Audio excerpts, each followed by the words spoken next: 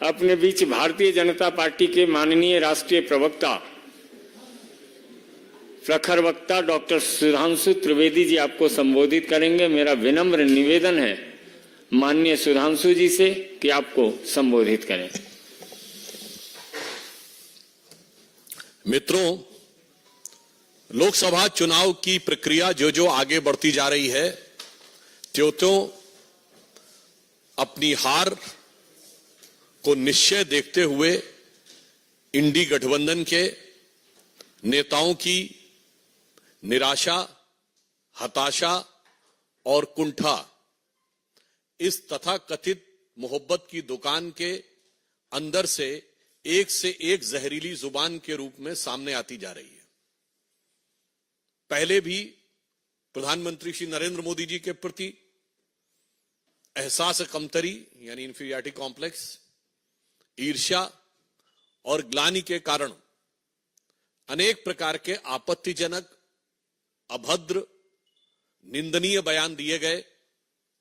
परंतु अब ऐसा प्रतीत होता है कि इस तथाकथित मोहब्बत की दुकान में सिर्फ जहरीले सामान ही नहीं है, ये किसी सियासी फरमान का हिस्सा है। मतलब there is a possibility of a political dictate which is being given from the top to carry on giving these type of dastardly statements not only against Prime Minister Shri Narendra Modi ji but going to the extent of creating a divisive mindset among the people of the country। यानी अब सिर्फ प्रधानमंत्री श्री नरेंद्र मोदी जी के प्रति अवमानना और इसके बयान से आगे बढ़कर भारत के अंदर विभेदकारी, विभाजनकारी और राष्ट्र के विरोध तक जाने वाले, राष्ट्र की एकता पर आघात करने वाले बयानों तक आ गए। और कई बार ये लोग किस प्रकार का ज्ञान देते हैं, यही समझ से परे है। देखिए देश को कैसे भ्रमित करने का प्रयास करते हैं। अभी केरल के मुख्यमंत्री श्री पिनारी विजयन ने सीए के ऊपर बोलते बोलते एक बहुत विचित्र बयान दिया। यह बयान जितना विचित्र है उतना ही स्पष्ट इसकी मानसिकता है। उन्होंने कहा कि भारत माता की जय और जय हिंद के नारे पहले 2 मुसलमानों ने लगाए थे, इसलिए क्या इस नारे को त्याग देंगे?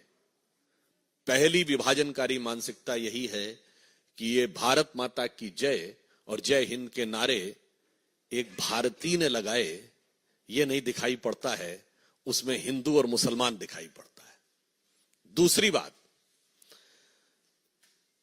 उन्हें यह भी नहीं पता है कि जिसका उल्लेख वो कर रहे थे वो दीवान अजीमुल्ला खां, नाना साहब पेशवा बाजीराव द्वितीय के दीवान थे, उस पेशवाई साम्राज्य के जिसे भारत के इतिहास में हिंदू पद पातशाही कहा जाता है।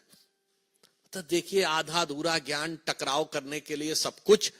तो मैं इंडी गठबंधन और कम्युनिस्ट पार्टी और श्री पिनारी विजयन के ज्ञान में और अभिवृद्धि करते हुए बता देना चाहता हूं कि वंदे मातरम जो आनंद मठ में लिखा गया, उसका सबसे पहले राजनीतिक मंच के ऊपर जो गायन हुआ वो 1895 में कांग्रेस के कलकत्ता सेशन में हुआ और जिसकी अध्यक्षता रहमतुल्लाह अहमद सयानी ने की थी।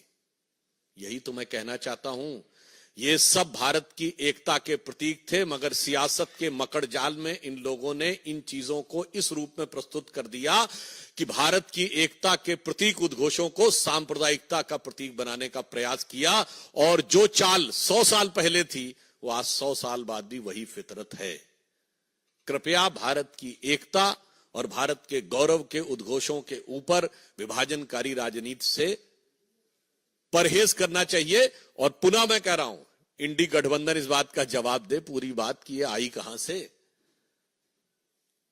और मैं पुनः कहना चाहता हूं, उससे भी आगे बढ़कर जिस भारत माता की जय और वंदे मातरम की बात कहते हैं, पहले तो पता नहीं उनको, शायद वो लेफ्टिस्ट ही ज्ञान है। अरे भाई, ऋग्वेद के पृथ्वी सूक्त में लिखा हुआ माता भूमि पुत्रो हम पृथिव्या, ये धरती हमारी माता है, ये देश हमारी माता है और हम इसके पुत्र हैं। गीता भी माता है, गंगा भी माता है, गौ भी माता है, भारत भी माता है, धरती भी माता है, मगर कम्युनिस्टों को उसमें कुछ और नजर आता है। तो इसलिए अब यह सवाल स्वाभाविक रूप से बन जाता है कि इंडी गठबंधन के नेतृत्व के लोग इस बात का जवाब दें। अब आप आइए दूसरे राज्य पे। तमिलनाडु के मुख्यमंत्री एमके स्टालिन साहब ये कहते हैं कि तमिलनाडु के लोगों को उनके लिए वोट करना चाहिए और प्रधानमंत्री श्री नरेंद्र मोदी जी के प्रति उनके मन में, अब तो मैं ये भी कहूंगा, सिर्फ अवमानना नहीं है, असुरक्षा का भाव आ गया है। I want to make it very clear that now the statement of Sri M.K. Stalin, who is trying to portray that Sri Narendra Modi ji is not working to the interest of Tamil Nadu people, is derived not only from the motive of having disrespect towards Prime Minister, but rather than it signifies a sense of insecurity in him. Because at present, Prime Minister Shri Narendra Modi is the most popular leader even in Tamil Nadu. और मैं fact के रूप में बता देना चाहता हूं, भारत के इतिहास में पहली बार ऐसा हुआ है। मैं पूछना चाहता हूं, प्रधानमंत्री जी ने अभी काशी में एक माह पूर्व तमिल में जो बोला था उसे एआई के जरिए सीधे तमिल में ट्रांसलेट किया गया। मैं विनम्रता और चुनौती से डीएमके से पूछना चाहता हूं कि आज तक कभी किसी भारत के प्रधानमंत्री की स्पीच रियल टाइम में जो हिंदी भाषी क्षेत्र में दी गई हो, तमिलनाडु में नहीं, हिंदी भाषी क्षेत्र में दी गई स्पीच तमिल में ट्रांसलेट की गई है? अगर की गई हो तो बता दें। यह प्रधानमंत्री जी की राष्ट्रीय एकात्मता के प्रतिभाव का प्रतीक है। क्या काशी तमिल संगम और सौराष्ट्र तमिल संगम कभी हुआ? आज भारत के की राजधानी दिल्ली में गौरव का प्रतीक जिसमें G20 हुआ, उस भारत मंडपम के बाहर नटराज की जो मूर्ति लगी है, यह तो तंजावुर की से निकली हुई नटराज की वह मूर्ति है जिसे तमिल संस्कृति में सबसे गौरव का प्रतीक माना जाता है। इसलिए मैं कहना चाह रहा हूं कि आज आप भी चाहें तो नमो ऐप पे जाके चेक भी कर सकते हैं, सभी भारतीय भाषाओं में रियल टाइम ट्रांसलेशन उनकी स्पीच का अवेलेबल है।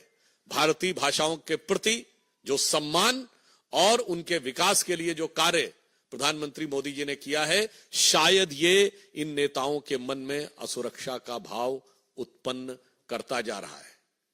और हम ये भी पूछना चाहते हैं, आज तो आप उस कांग्रेस के साथ हैं जिसने एक नहीं अनेक बार तमिलनाडु में सरकार बर्खास्त की। श्री एमके स्टालिन कृपया बताएं कि 1998 में अटल जी की सरकार आने से पहले डीएमके की कौन सी सरकार अपना कार्यकाल पूरा कर पाई थी? कांग्रेस ने तमिलनाडु में कभी विपक्ष की सरकारों को कार्यकाल नहीं पूरा करने दिया। और श्री पिनारी विजयन बताएं कि भारत के इतिहास की पहली गैर कांग्रेसी सरकार 1957 में केरल में कम्युनिस्ट पार्टी की ईएमएस नंबूदरीपाद जी के नेतृत्व में हुई, क्या कार्यकाल पूरा कर पाई थी?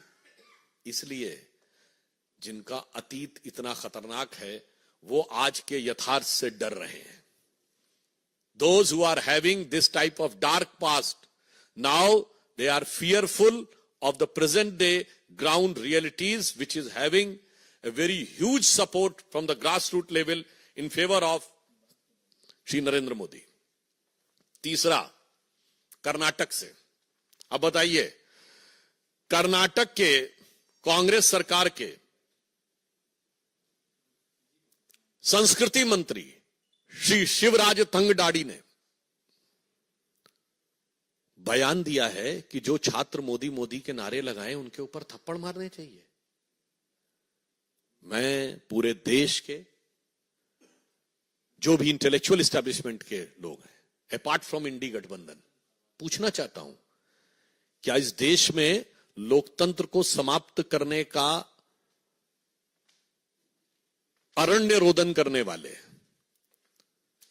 की रुदाली करने वाले लोगों से पूछना चाहता हूं, राजनीतिक नारे लगाने के ऊपर आप थप्पड़ मारने की बात करेंगे, और वो भी प्रधानमंत्री जी के नाम के ऊपर, और आप कहेंगे कि यह लोकतंत्र है? और फिर वहां तो कांग्रेस की सरकार है। मैं पूछना चाहता हूं कांग्रेस पार्टी से, सोनिया जी से, राहुल जी से और कांग्रेस के अध्यक्ष खड़गे जी जो वहीं से हैं, ये वही कांग्रेस पार्टी है जो गांधी जी के विचारों का अपने को प्रतीक बोलती थी। जो कहा जाता था एक थप्पड़ मारे दूसरा थप्पड़ आगे कर दो, गाल आगे कर दो, अगर एक गाल पे थप्पड़ पड़े तो दूसरा गाल आगे कर दो। इन विचारों वाले आज कहते हैं कि नारा लगे तो थप्पड़ मारना शुरू कर दो। ये अवश्यंभावी हार की हताशा में हिंसा तक उतर आने की एक खतरनाक प्रवृत्ति का प्रतीक है। ये कांग्रेस उन्हीं गांधी जी की प्रतीक है जिन्होंने तो नोआखली में जाके इसलिए अनशन किया था कि अगर हिंदू समाज के लोग मारे भी जा रहे हैं, हिंसा भी कर रहे हैं, हत्याएं भी हो रही हैं, तो भी प्रतिक्रिया मत करो, शांति से बैठे रहो और आज ऐसे थप्पड़ मारना शुरू कर दो। इसलिए यह दर्शाता है कि ये राहुल गांधी की कांग्रेस का गांधी की कांग्रेस से कोई मतलब नहीं है।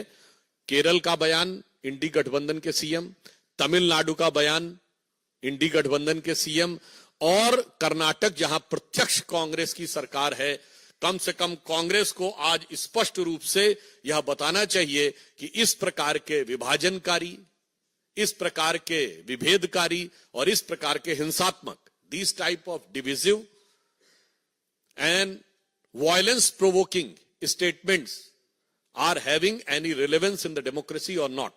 और मैं इसलिए यह कहना चाहता हूं कि इस चुनाव में जहां एक तरफ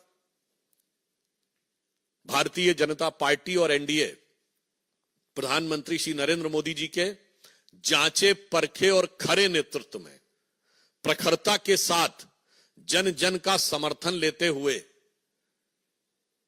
400 पार के लक्ष्य की तरफ आगे बढ़ रहा है, वहीं अंतर विरोधों से,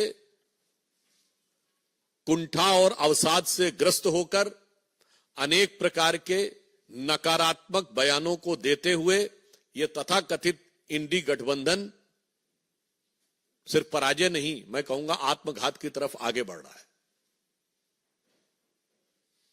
इसलिए मैं अंत में सिर्फ यह कहना चाहता हूं कि हम एक भारत श्रेष्ठ भारत पर विश्वास करते हैं। सारा भारत आज एक नए स्वरूप में आगे बढ़ रहा है। आज से तो हिमाचल मोदी जी के नेतृत्व में भारत एक नई करवट लेता हुआ दिख रहा है और भारत की युवा पीढ़ी बहुत स्पष्ट रूप से देख रही है कि उसकी आकांक्षाएं इस नई राजनीति के साथ हैं। ये पुराने जमाने की घिसी पिटी राजनीति, वर्ग, जाति, क्षेत्र में विभाजन करके व्यक्तिगत स्वार्थ और अहंकार को साथ में रखकर चलने की राजनीति अब पूरी तरीके से आउट ऑफ डेट, यानी कालबाह्य हो रही है, वो उसके साथ खड़े हैं। तो मैं देश की जनता से सिर्फ यह आह्वान करना चाहता हूं कि इन चुनावों में ऐसी प्रतिगामी शक्तियों, यानी ऐसी रिग्रेसिव फोर्सेस को बिफिटिंग रिप्लाई दें, समुचित प्रत्युत्तर दें और मोदी जी के पक्ष में इस रूप में खड़े हों कि अरुण गगन पर महाप्रगति का अब ये मंगल गान उठा, करवट बदला अंगड़ाई ली सोया हिंदुस्तान उठा। धन्यवाद।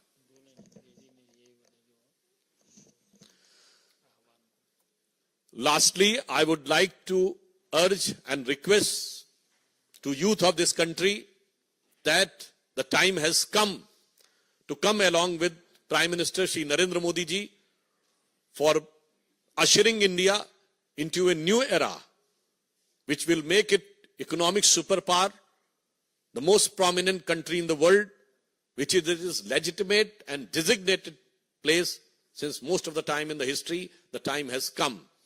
Rather than these type of outdated, regressive politics of the past generation, which was based upon division on the base of linguistic, division on the base of region, division on the base of caste, and trying to portray these things, and the real thing is to control all the wealth and power in favor of their family. This is to be discarded, and in new era, a new politics under Shri Narendra Modi ji is to be supported. So, in this context, I would like to add one thing, that whatever darkness they want to put forth in front of India, but the youth is witnessing a great future ahead. With the Robert Frost poem, woods are lonely, dark and deep, but I have promises to keep and miles to go before I sleep, and miles to go before I sleep. So we are marching ahead, miles under the leadership of Prime Minister Shri Narendra Modi, to make India a new, powerful, developed and Jagat Guru. मित्रों, एक एक करके प्रश्न। Devendra Parashar, India TV.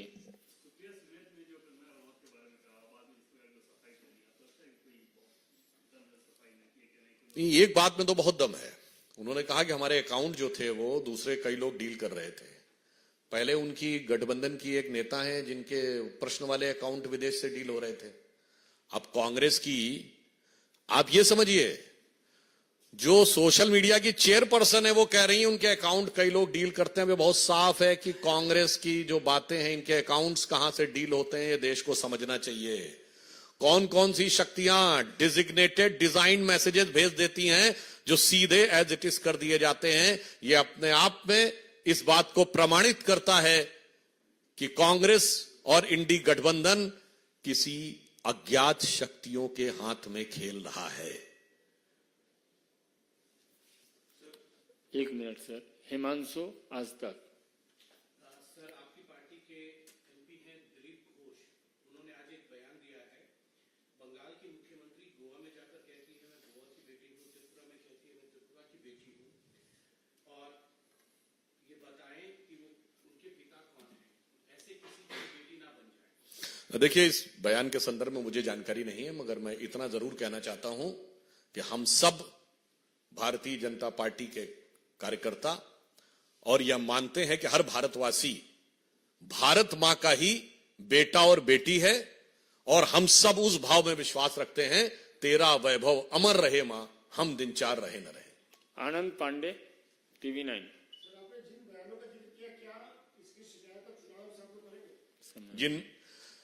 इस विषय में हमारी स्थानीय इकाई निर्णय लेगी। जहां तक मेरी जानकारी है वो संभवतः इसकी शिकायत करेंगे। कमलेश जी।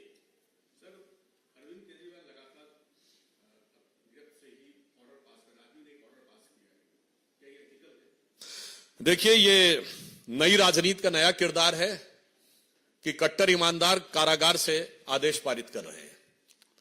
तो मुझे लगता है इसमें क्या इथिकल है, इससे ज्यादा गंभीर इसमें पॉलिटिकल इशू है।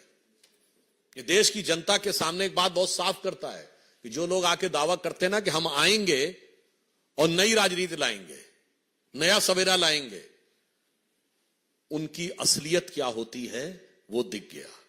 तो जो कुछ केजरीवाल जी कर रहे हैं, इसका जो तकनीकी पक्ष है, जो लीगल पक्ष है, उस पर तकनीकी और लीगल एजेंसीज काम कर रही हैं, पर यह एक संदेश देता है पूरे देश को कि अब प्रयोग धर्मी राजनीति का प्रयोग करने का अवसर भारत की जनता के पास नहीं है। भारत जिस निर्णायक दौर में है उसमें तपे तपाए आजमाए मोदी जी के नेतृत्व में आगे बढ़ने का समय है। किसी नई, if anybody wants to indulge in the experimental politics, it can be very detrimental for the moral fabric of the country and of the society.